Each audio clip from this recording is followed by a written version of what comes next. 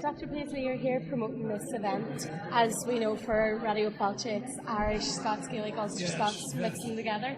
Why did you feel that it was important to come and promote this? Well, I've always been, I suppose, from my Ballymena roots, I've always been very interested in Patrick, especially. Mm-hmm. And then, of course, you can't read or study Patrick without going a bit forward, coming on many more of these great men. And I think that we have lost in Northern Ireland a very vital part of our history as far as Christianity is concerned. And I think it would do our country good if we could some way change the flow and get people to say, look, this is not a history of Protestantism or Romanism. This is a history of Christianity, because in those early days, Protestantism is really a Reformation name, and Roman Catholicism, in fact, goes forward into more modern relationships with Rome and many of the political relationships with the various kingdoms of Europe. So I think we need to leave that, and we need to get the other view. And the other view is of the sacrifices, of the dedication, and of the heritage of these great men like Columbus and Patrick and others left. Also how our school system, which still has close connections with the religious bodies, and many of our public elementary schools, for instance, really came out of the old national schools, which were part and parcel of both parts of the community.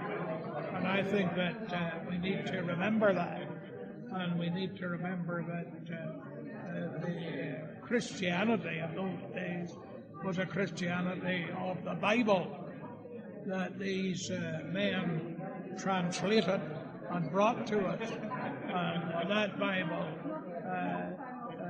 changes the whole course of Ireland's history, and I believe we should recover as much as possible of that history on both sides of the fence. Do you feel that would help with the reunification of Christianity within our community?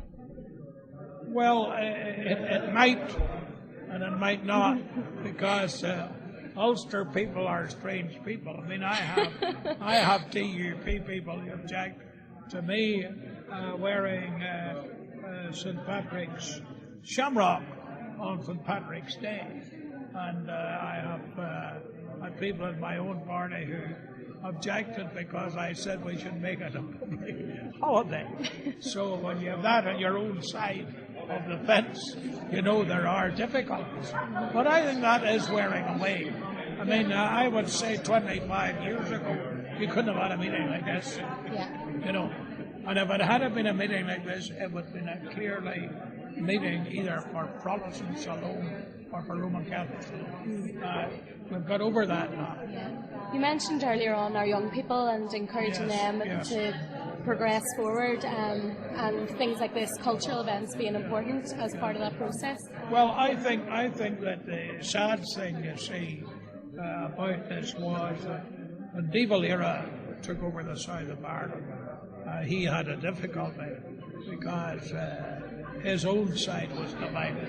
So he decided he would bring in a new language. Everybody knows that the modern Irish language is not the old Irish language. And of course the Ulster Scots, and some of my people are speaking, if the Ulster Scots came alive, they'd be asking for a dictionary, tell them to understand it. So we have all those difficulties.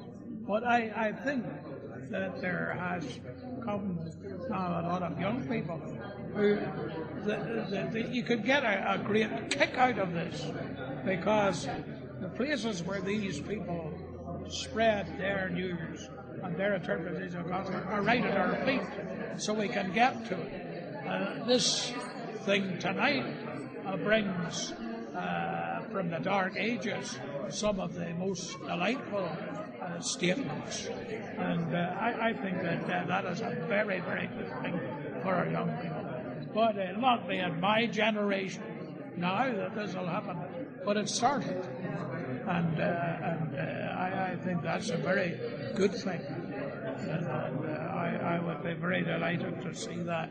So I have always been very, very strong on this from the very beginning. And then we had, of course, the facts that many Roman Catholics took part in World War I, and yet they disappeared because it wasn't acceptable politically.